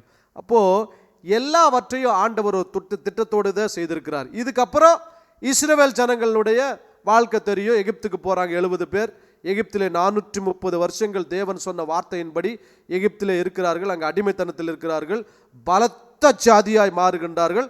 பலச்ச ஜாதியாய் மாறின பின்பதாக அவர்களை ஆண்டவர் எகிப்தியரை விட்டு பிரித்து எடுத்து அவர்களுக்கு ஆண்டவர் என்ன பண்றார், நீங்கள் எனக்கு சொந்த ராஜ்யமாய் இருப்பீர்கள், யூ ஆர் மை கிங்டம் என்று எகிப்தியர்களுக்கு ஆண்டவர் பெயர் வைக்கின்றார். ஸோ இது பழைய ஏற்பாட்டில் ஆண்டவர் ஆதியாகமம் 1ஆம் அதிகாரத்திலிருந்து பழைய ஏற்பாடு முழுவதையும் நாம் வாசிக்கும் பொழுது பிரித்து எடுத்தலையும் பெயர் வைத்தலையும் முக்கியப்படுத்துவதை ஆதியாகமம் 1ஆம் அதிகாரம் 3ஆம் வசனத்திலிருந்து 5ஆம் வசனம் வாசிக்கும் பொழுது அதற்குள்ள தேவன் ஒரு உன்னத நோக்கத்தை வைத்திருக்கிறார் என்பதை பழைய ஏற்பாட்டில் நாம் அழகாய் நாம் இப்பொழுது கவனித்தோம். அதே போல புதிய ஏற்பாட்டிலையும் ஆண்டவர் செய்கின்றார். புதிய ஏற்பாட்டில் யார் யாருடைய வாழ்வில் அதை செய்தார் என்று சொல்லி எபிரேய வார்த்தையை நாம் கவனித்து நம்முடைய பைபிள் ஸ்டடியை முடிக்க போகின்றோம். புதிய ஏற்பாட்டில் லூக்கா எழுதின சுவிசேஷ புத்தகம் அதனுடைய 1ஆம் அதிகாரம் 15ஆம் வசனத்திலிருந்து 17ஆம் வசனம் வரைக்கும் வாசிக்கின்றேன். பாருங்க, அவன் கர்த்தருக்கு முன்பாக பெரியவனாய் இருப்பான். அதாவது சகரியாவினிடத்தில் தேவதூதன் சகரியாவுக்கு செய்ய போகிறதை வெளிப்படுத்தி காண்பிக்கின்றார். அல்லது பரலோகமானது சகரியா மூலமாக இந்த பூமியிலே நிறைவேற்ற போகின்ற காரியம் சகரியாவுக்கு கொடுக்க போகின்ற ஒரு பிள்ளையின் மூலமாய் ஆண்டவர் நிறைவேற்ற போகிற காரியத்தை குறித்து கர்த்தருடைய ஆவியானவர் இங்கே எழுதி வைத்திருக்கின்றார். யாரை பற்றி எழுதுனான்னா, யோவான் ஸ்நானகன் கர்த்தருக்கு முன்பாக பெரியவனாய் இருப்பான், திராட்சரசமும் மதுவும் குடியான், தன் தாயின் வயிற்றில் இருக்கும்போதே பரிசுத்த ஆவியினால் நிரப்பப்பட்டிருப்பான். அவன் இஸ்ரவேல் சந்ததியாரில் அநேகரை அவர்கள் தேவனாகிய கர்த்தரிடத்துக்கு திருப்புவான். பிதாக்களுடைய இருதயங்களை பிள்ளையினிடத்திற்கும் கீழ்ப்படியாதவர்களை நீதிமான்களுடைய ஞானத்திற்கும் திருப்பி உன்னதமான ஜனத்தை கர்த்தருக்கு ஆயத்தப்படுத்தும்படியாக அவன் எலியாவின் ஆவியையும் பலமுள்ள ஆவியையும் பலமும் உடையவனாய் அவருக்கு முன்பாக நடப்பான் என்று கர்த்தருடைய வார்த்தையில் எழுதப்பட்டிருக்கிறது. நீங்கள் கொஞ்சம் அதே அதிகாரம் 13ஆம் வசனத்தை வாசிக்கும் பொழுது, அது லூக்கா 1ஆம் அதிகாரம் 13ஆம் வசனத்தை போடுங்க. லூக்கா 1:13. தூதன் அவனை நோக்கி, சகரியாவே பயப்படாது, உன் வேண்டுதல் கேட்கப்பட்டது, உன் மனைவியாகிய எலிசபெத்து உனக்கு ஒரு குமாரனை பெறுவாள், அவனுக்கு யோவான் என்று பெயரிடுவாயாக. இப்போ புதிய ஏற்பாட்டில் ஆண்டவர் ஸ்டார்ட் பண்றார். ஆதியாகமத்தில் செஞ்ச காரியத்தை, 1ஆம் அதிகாரத்தில் செய்த காரியத்தை மறுபடியும் எங்க ஆரம்பிக்கிறார்னா புதிய ஏற்பாட்டில் ஆரம்பிக்கிறார். புதிய ஏற்பாட்டில் ஆரம்பிக்கும் போது ஒரு வயதான தம்பதி சகரியா எலிசபெத்துக்கு ஆண்டவர் உடன்படிக்கை செய்கிறாரு. பழைய ஏற்பாட்டில் எப்படி ஆபிரகாம் சாராளை தெரிந்து கொண்டாரோ அதுபோல புதிய ஏற்பாட்டில் சகரியாவை எலிசபெத்தை ஆண்டவர் என்ன பண்றார், தெரிந்து கொள்கிறார். தெரிந்து கொள்ளும்போது ஆண்டவர் யோவான் ஸ்நானகனை பற்றி சொல்றாரு, அவன் திராட்சரசம் குடியாதவனாய் இருப்பான் என்று கர்த்தருடைய வார்த்தை எழுதப்பட்டிருக்கிறது. அவன் தன் பிரித்தெடுக்கப்பட்ட ஒரு பிரதிஷ்ட வாழ்க்கையை வாழுவான். யோவான் ஸ்நானகனுடைய இருப்பிடம் பார்த்தீங்கன்னா, யோவான் ஸ்நானகன் வனாந்தரங்களில் இருந்தான் என்று வேதத்தில் எழுதப்பட்டிருக்கிறது. ஏசாயா தீர்க்கதரிசி புத்தகத்தில் வனாந்தரத்திலே கூப்பிடுகிறவனுடைய சத்தம் என்று அவனுக்கு பேர். அப்போ ஆண்டவர் இஸ்ரவேல் தேசத்தை விட்டு அல்லது யூத தேசத்தை விட்டு அந்த ஜனக்கூட்டத்தில் இருந்து அந்த மக்களை விட்டு மக்களுடைய மத்தியிலிருந்து யோவான் ஸ்நானகனை ஆண்டவர் பிரித்து வனாந்தரத்துக்கு கொண்டு சென்று அங்கே யோர்தான் நதியோரமாய் தேவனுடைய ராஜ்யத்தை குறித்தோ மனம் திரும்புதலை குறித்து யோவான் ஸ்நானகன் பிரசங்கம் பண்ணி ஜனங்களுக்கு ஞானஸ்நானம் கொடுத்து கொண்டிருந்தான் என்று சொல்லி கர்த்தருடைய வார்த்தையில் எழுதப்பட்டிருக்கிறது. இந்த யோவான் ஸ்நானகனை குறித்து சொல்லும் பொழுது யோவான் ஸ்நானகனுடைய ஆடையில் ஒரு டிஃப்ரெண்ட், ஒட்டகமயிர் ஆடை அணிந்திருந்தான். அவனுடைய அட்மாஸ்பியரில் ஒரு டிஃப்ரெண்ட், வனாந்தரத்தில் வாழ்ந்து கொண்டிருந்தான். அவனுடைய ஆகாரத்தில் ஒரு டிஃப்ரெண்ட், வெட்டுக்கிளி என்கிற ஒரு பழம், அது வெட்டுக்கிளியையும் காட்டுத்தேனையும் அவன் புசிக்கிறவனாயிருந்தான். தன்னுடைய வாழ்விலே ஒரு பிரதிஷ்டை வாழ்க்கை வாழுகின்றவனாய் கர்த்தர் யோவான் ஸ்நானகனை வைத்தார். இப்போ யோவான் ஸ்நானகனை ஆண்டவர் பிரித்து எடுக்கிறாருங்க. பிரித்து எடுத்து யோவான் என்கின்ற பெயரை வைக்க வேண்டும் என்று ஆவியானவர் அங்கே தேவதூதன் மூலமாய் சொல்லுகின்றார். யோவான் என்று சொன்ன, யோவான்னாவே கிரேஸ்னு அர்த்தம், தி கிரேஸ் ஆஃப் காட் அப்படின்னு அர்த்தங்க. அப்போ தேவனுடைய கிருபையாய் ஒருவர் வரப்போகின்றார். அவருக்கு வழியை ஆயத்தப்படுத்தும்படிக்கு கிருபையாகிய நபரை இன்ட்ரடியூஸ் பண்ணுவதற்காக கிருபையாகிய ஒரு குமாரனை, ஒரு யோவானை ஆண்டவர் இந்த உலகத்திற்கு அனுப்புகின்றார் தேவனுடைய சத்தமாய். அப்போ சகரியாவுக்கு தெளிவாக சொல்றாருங்க, முதல்ல சொல்லிடுறாரு, ஒரு குமாரன் உனக்கு பிறப்பான், அவன் இப்படிப்பட்ட பிரித்தெடுக்கப்பட்ட ஒரு வாழ்க்கையை வாழுவான், அவனுக்கு என்ன பேர் வைக்கணும்னா யோவான் என்று பெயரிடுவாயாக. 63 வசனம் போடுங்க, அதே அதிகாரம் 63. அவன் எழுத்து பலகையை கேட்டு வாங்கி இவன் பேர் யோவான் என்று எழுதினான். எல்லாரும் ஆச்சரியப்பட்டார்கள். அப்போ சகரியாவுக்கு தேவதூதன் சொன்னதை நிறைவேற்றுகின்றார், கர்த்தர் நிறைவேற்றுகின்றார். பிள்ளை பிறந்த உடனே, அதாவது ஆசாரிய வகுப்பின்படி, அப்பானுடைய யூத முறைமையின்படி அவனுக்கு தகப்பனுடைய பேரை தான் வைக்க வேண்டும். ஆனால் இல்லை, என் பேர் கிடையாது, அவனுக்கு தேவதூதனால் பரலோகவர் பெயர் கொடுக்கப்பட்டிருக்கிறது, யோவான் என்று பெயரிக்க வேண்டும். யோவான் என்று எழுதினான், பெயர் வைத்தான். பெயர் வைத்த உடனே அங்கே சகரியாவின் நாவின் கட்டுகள் எல்லாம் அவிழ்ந்து போனது. இப்போ பழைய ஏற்பாட்டில் எதை செய்தாரோ 1ஆம் அதிகாரத்தில் தேவன், அதே புதிய ஏற்பாட்டில் ஆண்டவர் செய்கிறார். யோவான் ஸ்நானகன் வாழ்வில் மாத்திரமல்ல, இயேசு கிறிஸ்துனுடைய வாழ்விலையும் இதை செய்கின்றார். மத்தேயு 1ஆம் அதிகாரம் அதனுடைய 18 வசனத்தை வாசிக்கும் பொழுது, இயேசு கிறிஸ்துவினுடைய ஜனனத்தின் விவரமாவது, அவருடைய தாயாகிய மரியாள் யோசேப்புக்கு நியமிக்கப்பட்டிருக்கையில் அவர்கள் கூடி வரும் முன்னே, நல்லா கவனிக்கணும், அவங்க அதாவது நிச்சயம் பண்ணப்பட்டவங்க, கல்யாணம் பண்ணிக்க போகின்றவங்க, கல்யாணம் பண்ணி அவங்க சேர்வதற்கு முன்பதாக, அவங்க 2 பேர் சேர்வதற்கு முன்பதாக ஒரு பிரிவு உண்டாகுது. ஆண்டவர் கணவன் மனைவியை பிரிக்கல, ஆனால் தேவன் தம்முடைய திட்டத்தை இந்த உலகத்திலே கன்னி மரியாளுடைய வாழ்விலே நிறைவேற்றும்படிக்கு யோசேப்பு கன்னி மரியாள் இடத்துல சேருவதற்கு முன்பதாக ஒரு பிரிவு உண்டாகுதுங்க. அவங்க 2 பேர் பிரிகின்றார்கள் என்று சொன்னால் சரீரமாக அவர்கள் சேர்க்கப்படவில்லை. ஆனால் யோசேப்பு மரியாளுக்கு ஒரு ஆதரவாக இருக்கின்றார். அப்போ என்ன நடக்குதுன்னா, அந்த நியமிக்கப்பட்டிருக்கையில் அவர்கள் கூடி வரும் முன்னே அவள் பரிசுத்த ஆவியானால் கர்ப்பவதியானாள் என்று காணப்பட்டது. பாருங்க, இப்போ இவங்க 2 பேர் பிரிஞ்சிருக்கிறாங்க. பிரிந்திருக்கும் பொழுது பரிசுத்த ஆவியானவர் தேவன் தம்முடைய நோக்கத்தை நிறைவேற்றும்படிக்கு அவருடைய பலத்தினாலே குமாரனாகிய கிறிஸ்து தேவனுடைய குமாரனாய் வெளிச்சமாய் மரியாளுடைய கற்பத்திற்குள்ளே ஒரு சிசுவாக உருவாக்கப்படுகின்றார். அப்போ உருவாக்கப்படுவதற்காக யோசேப்பையும் மரியாளையும் ஆண்டவர் சரீரமாய் சேராதபடிக்கு பிரிக்கின்றார். இயேசு கிறிஸ்து பரிசுத்த தெய்வம், பரிசுத்த ஆவியானவரால் மரியாளுடைய வயிற்றிலே கற்பத்தில் உருவாக்கப்படுகின்றார். உருவாக்கப்பட்டது மாத்திரமல்ல, அதே தேவதூதன் காபிரியேல் தூதன், சகரியா எலிசபெத்துக்கு சொன்ன காபிரியேல் தூதன், யோசேப்புக்கும் மரியாளுக்கும் சொன்ன அதே காபிரியேல் தூதன் வேறு ஒரு காரியத்தை சொல்றாரு. அதே மத்தேயு 1:21 வாசிக்கும் பொழுது, அவள் ஒரு குமாரனை பெறுவாள், அவருக்கு இயேசு என்று பெயரிடுவாயாக, ஏனெனில் அவர் தமது ஜனங்களின் பாவங்களை நீக்கி அவர்களை ரட்சிப்பார். பாருங்க, இயேசுக்கு சாதாரணமாக அவங்க அப்பா அம்மா சூஸ் பண்ணி பேர் வைக்கலைங்க. யோவான் ஸ்நானனுடைய பெயரும் தேவதூதனால் கொடுக்கப்பட்டது. இங்க இயேசு கிறிஸ்துனுடைய பெயரும் தேவதூதனால் கொடுக்கப்பட்டது. அங்கே ஈசாக்குக்கு பெயரும் தேவனால் கொடுக்கப்பட்டது. யாக்கோபுக்கு பெயர் மாற்றமும் தேவனால் உண்டானது. எல்லாமே தேவ திட்டத்தின்படி தான் நடக்கின்றது. ஏன்னா ஆதியாகமம் 1 பிரித்து பெயரிட்ட தேவன் ஒரு நோக்கத்தை இந்த உலகத்தில் வெளிப்படுத்துகின்றார். இந்த உலகத்தில் வெளிப்படுத்தும் பொழுது புதிய ஏற்பாட்டிலேயும் யோவான் ஸ்நானகன் வாழ்விலேயும் அதை செய்கின்றார், இயேசு கிறிஸ்து வாழ்விலேயும் செய்கின்றார். அது மாத்திரமல்ல, இயேசு கிறிஸ்து அப்போஸ்தலர்களையும் பிரித்து எடுத்து, மீனவர்கள் மத்தியிலிருந்து அவர்களை பிரித்து எடுத்து அவர்களுக்கு சீஷர்களுக்கு அப்போஸ்தலர்கள் என்று பெயரிடுகின்றார்.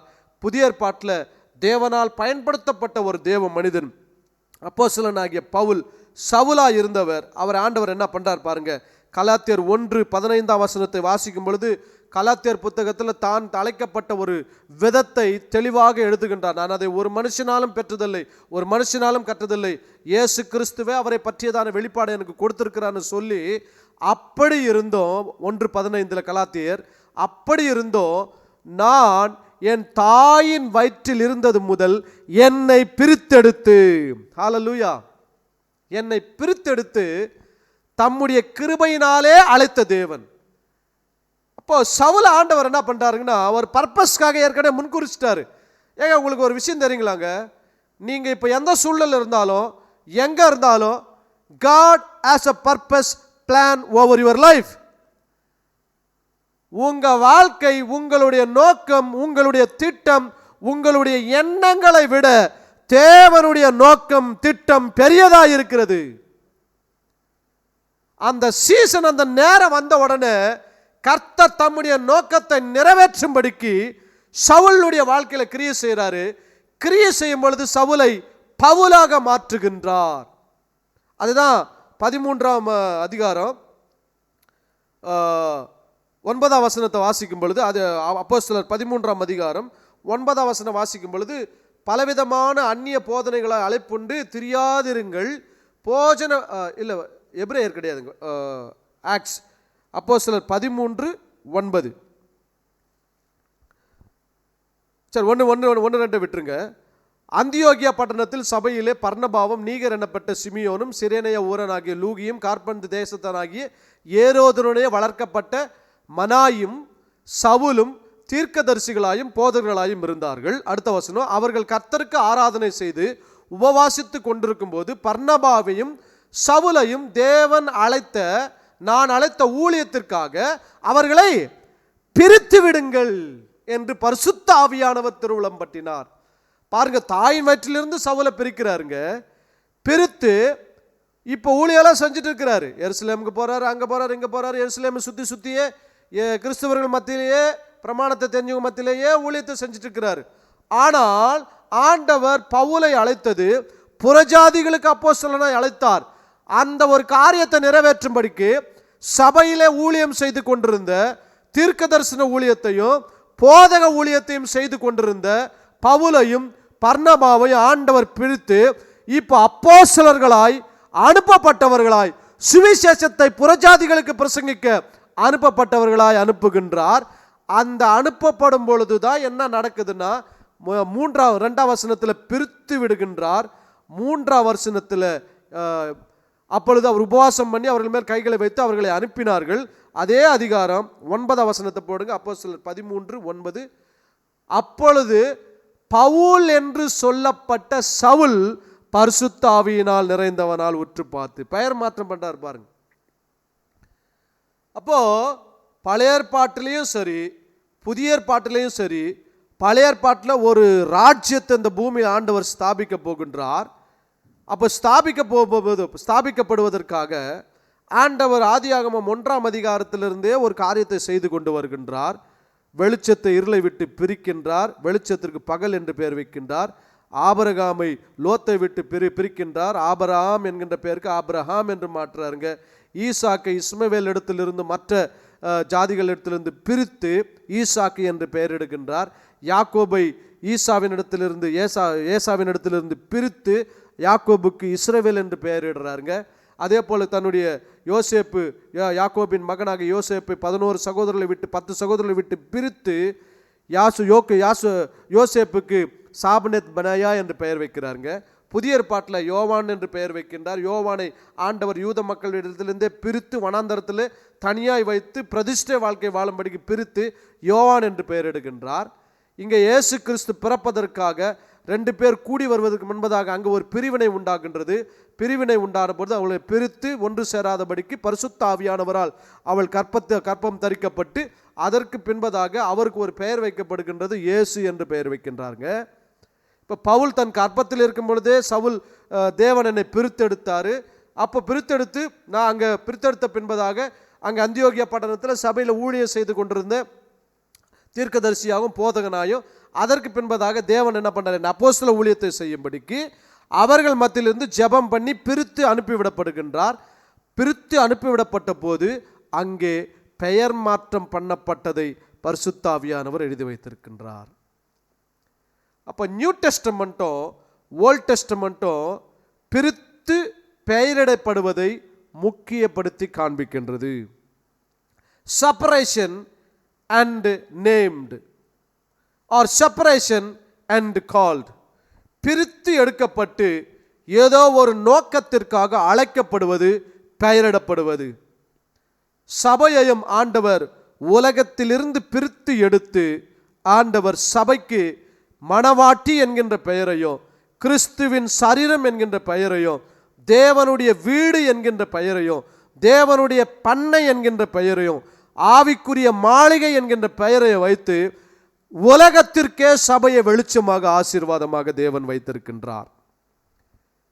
அப்போ இந்த முதல் நாளிலே ஆண்டவர் வெளிச்சத்தை இருளை விட்டு பிரித்து அதற்கு பின்பதாக அவர் செய்த பெயரிட்ட காரியத்தை ஆவியானவர் முதல் அதிகாரத்திலிருந்து கடைசி அதிகாரம் வரைக்கும் ஆவியானவர் எழுதியிருக்கிறதை நாம் வாசிக்க முடியும்.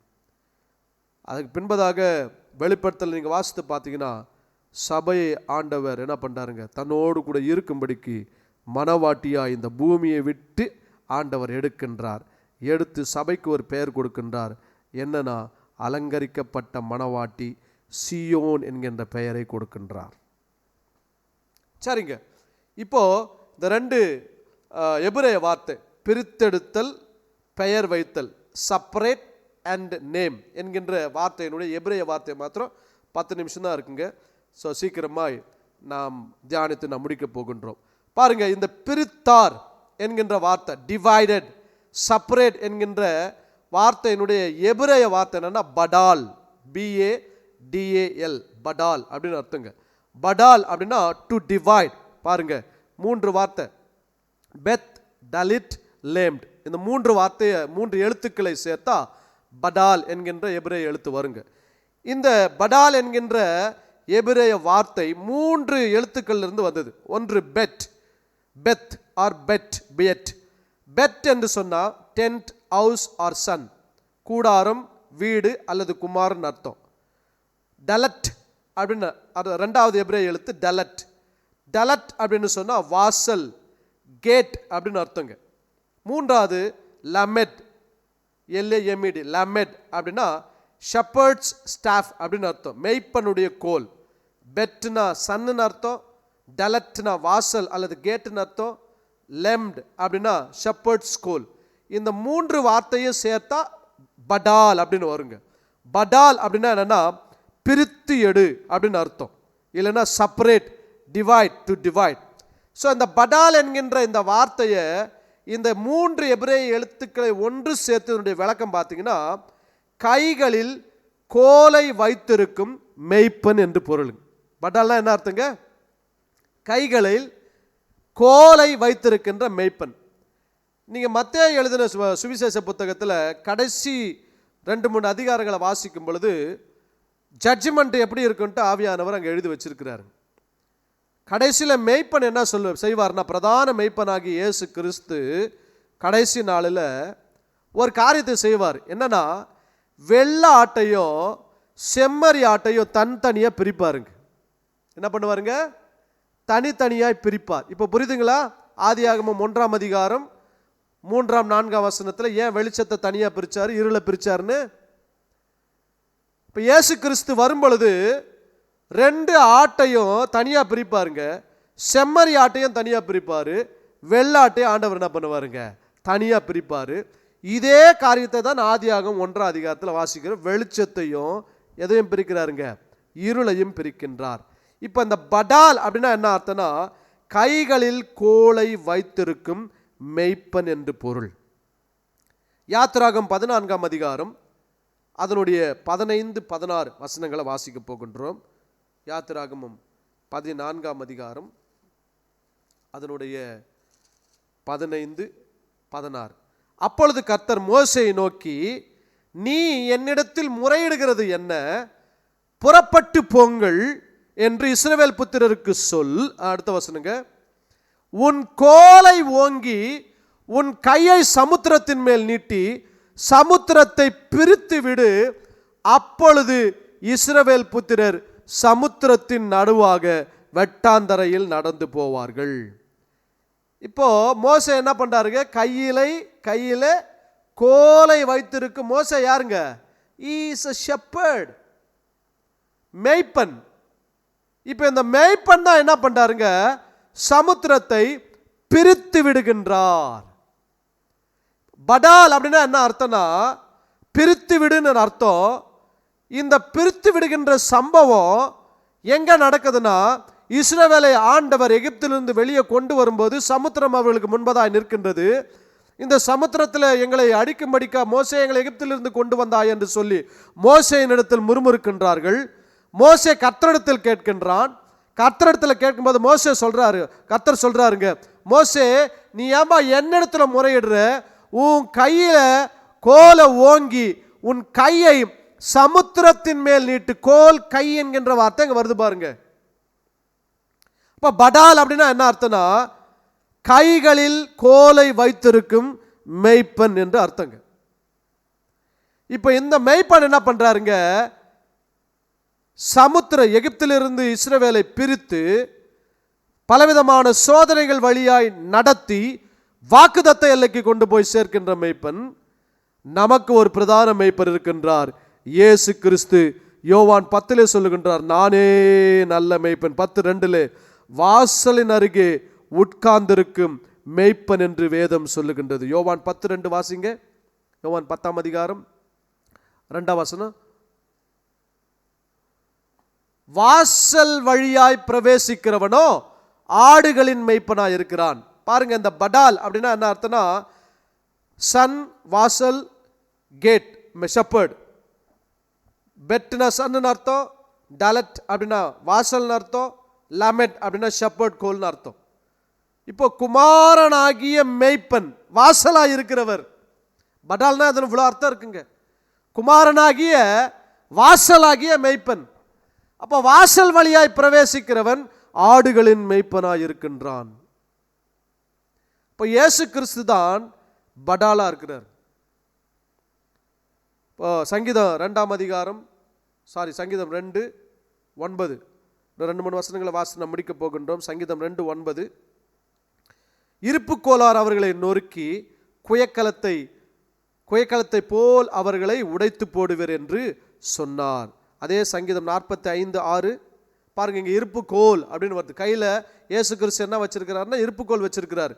தேவனே, உமது சிங்காசனம் என்றென்றைக்கும் உள்ளது, உம்முடைய ராஜ்யத்தின் செங்கோல் நீதி உள்ள செங்கோலாய் இருக்கிறது. அப்போ அந்த கோலை கொண்டுதான் சமுத்திரத்தை மோசே பிரித்தார். அந்த கோலை கொண்டுதான் தேவன் இருளையும் வெளிச்சத்தையும் பிரிக்கின்றார். அந்த கோல் குமாரனாகிய கிறிஸ்து. வெளிப்படுத்தல் 19:15 சொல்லுகின்றது. வெளிப்படுத்தின விசேஷம் 19ஆம் அதிகாரம் அதனுடைய 15ஆம் வசனம், புறஜாதிகளை வெட்டும்படிக்கு அவருடைய வாயிலிருந்து கூர்மையான பட்டயம் புறப்படுகிறது, இருப்பு கோலால் அவர்களை அரசாளுவார், அவர் சர்வ வல்லமையுள்ள தேவனுடைய உக்கர கோபமாகிய மதுவுள்ள ஆலையை மிதிக்கிறார். இருப்புக்கோல் கர்த்தருடைய குமாரனாகிய இயேசு கிறிஸ்து இருப்புக்கோலை கையில் வைத்திருக்கின்றார். அப்போ இயேசு கிறிஸ்து இருப்புக்கோலால் இந்த உலகத்தை நியாயம் தீர்ப்பார். அப்பொழுது இரு கூட்டத்தாரையும் பிரிப்பார். இந்த ஒரு வசனத்தை வாசிக்க போகின்றோம். மத்தேயு 25ஆம் அதிகாரம் அதனுடைய 31 34 வரைக்கும் 25, மேத்யூ சாப்டர் 25 verses from 31. அன்றியும் மனுஷகுமாரன், யாருங்க? இருப்புக்கோலால் கையில் இருப்புக்கோல் வச்சிருக்கிறவருங்க. கைகளில் கோலை வைத்திருக்கும் மேய்ப்பன், படால் பிரிக்கிறவர், தமது மகிமை பொருந்தியவனாய் சகல பரிசுத்த தூதர்களோடு வரும்போது தமது மகிமையுள்ள சிங்காசனத்தின் மேல் வீற்றிருப்பார். அடுத்த வசனம், அப்பொழுது சகல ஜனங்களும் அவருக்கு முன்பாக சேர்க்கப்படுவார்கள். மேய்ப்பனானவன், நல்லா கவனிக்கணுங்க, மேய்ப்பனானவன் செம்மறி ஆடுகளையும் வெள்ளாடுகளையும் வெவ்வேறாக பிரிக்கிறது போல அவர்களை அவர் பிரித்து, அடுத்த வசனம், செம்மறி ஆடுகளை தமது வலப்பக்கத்திலும் வெள்ளாடுகளை தமது இடது பக்கத்திலும் நிறுத்துவார். அப்பொழுது ராஜா தமது வலது பக்கத்தில் நிற்பவர்களை பார்த்து, வாருங்கள், இங்க பாருங்க, மேய்ப்பன் என்ற வேர்டையும் பயன்படுத்துறாரு, ராஜா என்கின்ற வேர்டையும் பயன்படுத்தினார். கிறிஸ்துவே ராஜாதி ராஜாவா இருக்கிறார், கர்த்தாதி கர்த்தாவா இருக்கிறார். கிறிஸ்துவே நல்ல மேய்ப்பனா இருக்கின்றார். ராஜா தமது வலது பக்கத்தில் இருக்கிறவர்களை பார்த்து, வாருங்கள், என் பிதாவினால் ஆசீர்வதிக்கப்பட்ட நியூ நேம், பிளஸ்ஸட் என்கின்ற ஒரு பெயரை வைக்கிறாருங்க. பிதாவினால் ஆசீர்வதிக்கப்பட்டவர்களே, உலகம் உண்டானது முதல், ஹalleluya, வந்துருச்சுங்களா மேட்டருங்க. ஆதியாகமம் 1ஆம் அதிகாரம் 3, 4, 5 வசனத்துல பிரித்தார், பெயரிட்டார். இது ஆதியாகமம் 1ஆம் அதிகாரத்தில் சிருஷ்டிப்பின் போது ஆண்டவருடைய திட்டம் அல்ல, சிருஷ்டிக்கப்படுவதற்கு முன்பதாகவே உலகம் உண்டானது முதல் உங்களுக்காக ஆயத்தம் பண்ணப்பட்டது. ஐயா அம்மா, கர்த்தர் உங்களுக்காக ஒரு பிளான் வச்சிருக்கிறாருங்க. அந்த பிளான் நீங்க பிறக்கும் பொழுது உண்டான பிளான் அல்ல. நீங்க பிறப்பதற்கு முன்பதாக, உங்க அப்பா பிறப்பதற்கு முன்பதாக, உங்க தாத்தா பிறப்பதற்கு முன்பதாக, உங்க சந்ததி, உங்க கோத்திரத்தில் ஒருவர் பிறப்பதற்கு முன்பதாகவே கர்த்தர் உனக்காக ஒரு திட்டத்தை ஆயத்தம் பண்ணி வச்சிருக்கிறாருங்க. அதை நிறைவேற்றும்படிக்குதான் கர்த்தர் உங்களை தெரிந்து கொண்டு உங்களை ரட்சித்து உங்களை ஆசீர்வதித்து கர்த்தர் அபிஷேகித்து வைத்திருக்கின்றார். உலகம் உண்டானது முதல் உங்களுக்காக ஆயத்தம் பண்ணப்பட்டிருக்கிற ராஜ்யத்தை சுதந்தரித்துக் கொள்ளுங்கள். யார் கொடுக்கிறாருங்க? வலது பக்கத்தில் இருக்கின்ற. இப்ப இயேசு கிறிஸ்து மீண்டு வரும் பொழுது செம்மறி ஆடுகளையும் வெள்ளாடுகளையும் ரெண்டாக பிரிப்பார். செம்மறி ஆடுகள் வலது பக்கத்தில் வைத்து தம்முடைய ராஜ்யத்தில் சேர்த்து கொள்ளுவார். அங்கதான் என்ன பேர் வைக்கிறார்னா, ஆசாரிய ராஜ்யம் என்று பேர் வைக்கின்றார். அப்ப பிரிக்கிறார். படால் என்று சொன்னா கைகளில் கோலை வைத்திருக்கும் மேய்ப்பன் என்று பொருள், அல்லது வாசலின் அருகே உட்கார்ந்திருக்கும் மேய்ப்பன் என்று பொருள். அவர் யாருங்க? கைகளில் கோலை வைத்திருக்கிற மேய்ப்பன் இயேசு கிறிஸ்து. வாசலின் அருகே உட்கார்ந்து கொண்டிருக்கிற மேய்ப்பன், பாதுகாவா இருக்கின்றவர் இயேசு கிறிஸ்து. இன்னொரு 5 minutes மட்டும் எடுத்து நான் முடிச்சிருங்க. அடுத்த எபிரேய வார்த்தை. இப்போ தேவன் வெளிச்சத்தை பிரித்தாருங்க. இருளிலிருந்து வெளிச்சத்தை பிரித்து வெளிச்சத்திற்கு பகல் என்று பெயரிட்டார். இப்போ பிரித்தெடுத்தலுக்கு படால் என்கின்ற எபிரேய வார்த்தையை பார்த்தோம். படால் என்று சொன்னால் கைகளில் கோலை வைத்திருக்கும் மேய்ப்பன், அல்லது வாசலின் அருகே உட்கார்ந்திருக்கும் மேய்ப்பன். அவர் ரெண்டாக பிரித்து செம்மறியாடை தன்னோடு கூட சேர்த்து கொண்டு ராஜ்யமாய் பிதாவினால் ஆசீர்வதிக்கப்பட்ட ஆசாரிய கூட்டமாய் வைப்பதை குறித்து இங்கே கர்த்தருடைய ஆவியானவர் எழுதி வைத்திருக்கிறார். அடுத்த வார்த்தை பெயரிட்டார், நேம்டு. கியோரா அப்படின்னு பேருங்க, QARA, எபிரேய வார்த்தை கியோரா அப்படின்னு அர்த்தங்க. கியோரா அப்படின்னா டு கால்ட் அவுட். ஒருவேளை நான் சொல்கிற இந்த எபிரேய வார்த்தை ப்ரொனன்சியேஷன் ஒருவேளை தப்பாக இருக்கலாம். ஆனால் அதனுடைய விளக்கங்களை நான் சொல்கிறேன். கியோரா, QARA, கியோரா என்ற அர்த்தம். கியோரா அப்படின்னா அழைக்கப்பட்டவர்கள் அல்லது பெயர் சொல்லி அழைக்கப்பட்டவர்கள்னு அர்த்தம். ஆண்டவர் வேதத்தில் ஒரு சில பேரை பெயர் சொல்லி அழைக்கிறார். கியோரா அப்படின்னா என்கவுண்டர் அப்படின்னு அர்த்தம், மீட்டுன்னு அர்த்தம். சிலர் ஆண்டவர் என்கவுண்டர் பண்ணுறார். என்கவுண்டர்னா தனியாக சந்திக்கிறாருங்க. ஆபிரகாமை தனியாக சந்திச்சாருங்க, வீட்டுக்கு வந்தே சந்திச்சாரு. மோசையை முச்செடி மூலமாக சந்தித்தார். யாக்கோபை ஆண்டவர் பெனியலிலே சந்தித்தார். நிறைய பேர் ஆண்டவர் வேதத்தில் தனித்தனியாக சந்திப்பதை குறித்து வாசிக்க முடியும். இந்த சந்திப்பது அல்லது பெயரிடுவது, இந்த சந்தித்தவர்களுக்கெல்லாம் ஆண்டவர் பெயர் வைக்கிறாருங்க. இந்த பெயரிடுவதற்கு பேர்னா கியோரா அப்படின்னு அர்த்தம், QARA. இந்த கியோரா என்ற எபிரேய வார்த்தை 3 எபிரேய எழுத்திலிருந்து வந்திருக்குங்க. 3 எபிரேய எழுத்து. முதல் எபிரேய எழுத்து கியூப் அப்படின்னு அர்த்தம், QUPH, கியூப் அப்படின்ற அர்த்தம். ரெண்டாவது எபிரேய எழுத்து ரெஷ், RESH, ரெஷ் அப்படின்னு அர்த்தங்க. மூன்றாவது எபிரேய எழுத்து முதல் எழுத்தாகிய அலஃப் அப்படின்னு அர்த்தம். கியூப், ரெஷ், அலஃப். கியூப்னா உயர்ந்திருக்கும், ஆரிசன் அப்படின்னா நேராக நிமிர்ந்து நிற்கும் அப்படின்னு அர்த்தம். ரெஷ் அப்படின்னா ஃபர்ஸ்ட் மேன் அல்லது பிரின்ஸ்னு அர்த்தம். அலஃப் அப்படின்னா லீடர், ஸ்ட்ரென்த்னு அர்த்தம். அப்போ ஆரிசன், பிரின்ஸ், ஸ்ட்ரென்த். கியூப், ரெஷ், அலஃப், இந்த மூன்றையும் சேர்த்தா தான் கியோரா அப்படின்ற வேர்டு வரும். இப்போ இந்த கியோரா அப்படின்ற எபிரேய வார்த்தையினுடைய அர்த்தம் என்னன்னா, உயர்ந்திருக்கும் நாமமுடையவர் என்று பொருள், அல்லது உன்னதமானவர் என்று பொருள், அல்லது உயர்த்தப்பட்டவர் என்று பொருள். இப்போ இந்த 3 காரியத்தையும் நாம் இந்த எழுத்துக்களை பார்க்கும்போது உயர்த்தப்பட்டவர், உன்னதமானவர், உயர்ந்திருக்கிறவர், பிரின்ஸ்.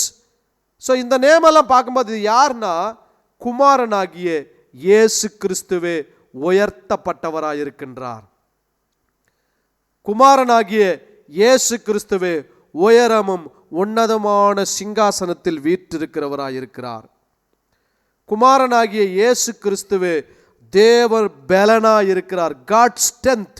அப்போஸ்தலனாகிய பவுல் சொல்றார், கிறிஸ்துவே எங்களுக்கு ஞானமும் பலமும் மீட்புமானார்னு சொல்றாரு. கிரைஸ்ட் இஸ் அவர் காட் ஸ்ட்ரென்த். சங்கீதம் 91:15 சொல்லுகின்றது, அவன் என் நாமத்தை அறிந்திருக்கிறபடினால் உயர்ந்த அடக்கலத்திலே வைப்பேன். யாரை உயர்ந்த அடக்கலத்தில் வச்சாருங்க? ஆண்டவருங்க. குமாரனாகிய இயேசு கிறிஸ்துவை மரணத்திலிருந்து உயிரோடு கூட எழுப்பி பிதாவினுடைய வலது பாரிசத்தில் உன்னதமானவருக்கு ஒப்பாய் அவரை உட்கார வைத்தார். யோவான் எழுதின சுவிசேஷம் 3:18-21 வாசிக்கும் பொழுது நிக்கதேமன் இடத்தில் ஆண்டவர் தம்மை பற்றி சொல்லுகின்றார். இயேசு கிறிஸ்து சிலுவையில் உயர்த்தப்பட்டு இருளில் இருந்து ஒளியாகி அவரிடத்துக்கு வரும்படி கர்த்தர் நம்மை அழைத்திருக்கிறார். அவரை விசுவாசிக்கிறவன் ஆக்கினத்திற்கு உள்ளாக தீர்க்கப்படான், விசுவாசியாதவனோ தேவனுடைய ஒரே பேரான குமாரனுடைய நாமத்தில் விசுவாசமாயிராதபடியினால் அவன் ஆக்கினை தீர்ப்புக்கு உட்பட்டாயிற்று. ஒளியானது உலகத்திலே வந்திருந்தும் மனுஷனுடைய கிரியைகள் பொல்லாதவர்களாக இருக்கிறபடியினால் அவர்கள் ஒளியை பார்க்கிலும் இருளை விரும்புகிறதே அந்த ஆக்கினை தீர்ப்புக்கு காரணமாக இருக்கிறது. அடுத்த வசனங்க, பொல்லாங்கு செய்கிற எவனும் ஒளியை பகைக்கிறான், தன் கிரியைகள் கண்டிக்கப்படாதபடிக்கு ஒளியினிடத்தில் வராதிருக்கிறான். சத்தியத்தின்படி செய்கிறவனோ தன் கிரியைகள் தேவனுக்குள்ளாய் செய்யப்படுகிறது என்று வெளியாகும்படிக்கு ஒளியினிடத்தில் வருகிறான் என்றார். இப்போ வனாந்தரத்தில் சர்ப்பம் உயர்த்தப்பட்டது போல மனுஷகுமாரனும் உயர்த்தப்படுவார். கியூப் அப்படின்னா உயர்த்தப்படுதல் என்று அர்த்தம். ரெஷ் அப்படின்னா மனுஷன் அர்த்தம். அலஃப் அப்படின்னா சன், காட் சன் அப்படின்னு அர்த்தம். உயர்த்தப்பட்ட தேவகுமாரன் அர்த்தங்க கியோரா அப்படின்னா. அப்போ படால் கியோரா. படால் அப்படின்னா கைகளில் கோலை வைத்திருக்கும் மெய்ப்பன் அல்லது வாசலின் அருகே உட்கார்ந்திருக்கும் மெய்ப்பன். இங்க வாசல் எதுனா உயர்த்தப்பட்ட சிலுவைதான் வாசல். இந்த வாசலில் இருக்கும் மெய்ப்பன் தான் பிரதான மெய்ப்பனாகிய இயேசு கிறிஸ்து. அவரே நம்மை பாவத்தில் இருந்தும் நரகத்தில் இருந்தும் நம்மை பிரித்து தேவ ராஜ்யத்தில் நம்மை சேர்த்து நமக்கு தேவ ராஜ்யம் என்று பெயர் வைக்கின்றவர். இப்போ ஆதியாகமம் 1ஆம் அதிகாரத்திலேயே இந்த காரியத்தை ஆண்டவர் செய்ய ஆரம்பித்து விட்டார். மத்தேயு 16ஆம் அதிகாரம் 17 20 வசனங்களை வாசிக்கும் பொழுது அவருடைய நாமத்தை பிசாசுகள் கேட்டு பிசாசுகள் அவருடைய நாமத்தின் வல்லமையினால் அலர்ந்து போகின்றது. அவருடைய நாமத்தின் வல்லமையை அவர் நமக்கு கொடுத்திருக்கின்றார். வேதம் சொல்லுகின்றது அவர் வானத்துக்கு ஏறி என்று சொல்லி. மார்க் 16ஆம் அதிகாரம் 17 20 வசனங்களை மாத்திரம் வாசித்து நாம் ஜெபம் பண்ணி முடிக்க போகின்றோம். Mark chapter 16 verse 17 to 20. விசுவாசிக்கிறவர்கள் நடக்கும் அடையாளங்கள் ஆவன, என் நாமத்தினாலே, இயேசுவின் நாமத்தினாலே பிசாசுகளை துரத்துவார்கள், நவமான பாஷைகளை பேசுவார்கள். அடுத்த வசனம், சர்ப்பங்களை எடுப்பார்கள், சாவுக்கேதுவான யாதொன்றை குடித்தாலும் அது அவர்களை சேதப்படுத்தாது, வியாதியஸ்தர்கள் மேல் கைகளை வைப்பார்கள், அப்பொழுது அவர்கள் சொஸ்தமாவார்கள் என்றார். இவ்விதமாய், சிலர் சேர்ந்து வாசிக்கலாம், இவ்விதமாய் கர்த்தர் அவர்களுடனே பேசின பின்பு பரலோகத்துக்கு எடுத்து கொள்ளப்பட்டு தேவனுடைய வலது பாரிசத்தில் உட்கார்ந்தார். வலது பாரிசத்தில் சொல்லுங்க, உட்கார்ந்தார். வலது பாரிசத்தில் யார் இருக்கிறாங்க தெரியுங்களா? அதே தேவகுமாரன் பூமியில வரும்போது செம்மறியாட்டையும் வெள்ளையாட்டையும் பிரித்து வலது புறமா செம்மறியாட்டை ஆண்டவர் நிற்க வைத்து வலது புறத்தில் செம்மறியாடுகளையும் கொண்டு போய் சேர்க்கின்றார். வலது புறத்தில் இவரும் உட்கார்ந்து கொண்டிருக்கின்றார். ஹல்லேலூயா. அப்ப படால்னா வாசலின் அருகே உட்கார்ந்திருக்கிற மெய்ப்பன் எங்கே உட்கார்ந்திருந்தார்னா, கியோரா என்று சொன்னால் உயர்த்தப்பட்ட தேவகுமாரன் என்று அர்த்தம். இந்த உயர்த்தப்பட்ட தேவகுமாரன் மெய்ப்பனாக பிதாவினிடத்தில் உட்கார்ந்து கொண்டிருக்கிறவர், வலது பார்சத்தில் உட்கார்ந்து கொண்டிருக்கிறவர் தான் இங்கே வெள்ளாட்டையும் செம்மறியாட்டையும் பிரித்து செம்மறியாட்டை வலது பக்கத்தில் தன்னோடு கூட இருக்கும்படிக்கு தேவனுடைய ராஜ்யமாய் ஆட்டுக்குட்டியானவருடைய மணவாட்டிய தன் பக்கத்தில் உட்கார வைத்துக் கொள்ளுகின்றார். ஹல்லேலூயா. கல்யாணம் ஆகும்போது கல்யாணத்துக்கு முன்பதாக மணவாட்டி எங்கே கூட்டிகிட்டு வருவாங்கன்னா, மணவாட்டினுடைய தகப்பனார் கூட்டிகிட்டு வந்து மணவாளனுடைய லெஃப்ட் சைடில் உட்கார வைப்பாங்க. லெஃப்ட் சைடில் உட்கார வச்சு பின்பதாக மேரேஜினுடைய அந்த ப்ரோக்ராம் எல்லாம் நடக்கும். பாஸ்டர் மேரேஜெல்லாம் நடத்தி வச்ச பின்பதாக அவங்க ரிஜிஸ்ட்ரேஷனில் மேரேஜில் சைன் பண்ணிவிட்டு வரும்பொழுது பாஸ்டர் அனௌன்ஸ்மெண்ட் பண்ணுவார், இன்றிலிருந்து இந்திய அரசாங்க சட்டத்தின் ஒழுங்கின்படி, சபையினுடைய சட்ட ஒழுங்கின்படி இவர்கள் கணவன் மனைவியாக இருக்கிறார்கள் என்று அனௌன்ஸ்மெண்ட் பண்ணும்போது லெஃப்ட் சைடில் இருக்கிற மனைவி, லெஃப்ட் சைடில் மணப்பெண்ணாக இருந்த லெஃப்ட் சைடில் இருந்தவங்களை கூட்டிட்டு வந்து இப்போ மணவாளன் தன்னுடைய ரைட் சைடில் மணவாட்டியாய் வைப்பார். அப்போது இயேசு கிறிஸ்து இந்த உலகத்தில் வந்து தன்னுடைய ரத்தத்தை சிந்தி செம்மறியாடு கூட்டமாகிய மணவாட்டியை இந்த பூமியை விட்டு பிரித்து எடுத்து தேவன் தன்னோடு கூட வலது பார்சத்தில் மணவாட்டியாய் உட்கார வைக்க அவர் உண்மை உள்ள தேவனாக இருக்கிறார். இதில் சுவிசேஷம் என்னன்னா, பிரித்து எடுத்து உங்களுக்கு ஒரு பெயர் வைக்கின்றார். வியாதியை உங்களை விட்டு பிரிக்கிறாருங்க, பாவத்தை உங்களை விட்டு பிரிக்கிறாரு, பலவீனத்தை உங்களை விட்டு பிரிக்கிறாரு, இருளிலிருந்து உங்களை பிரித்து எடுக்கின்றார்.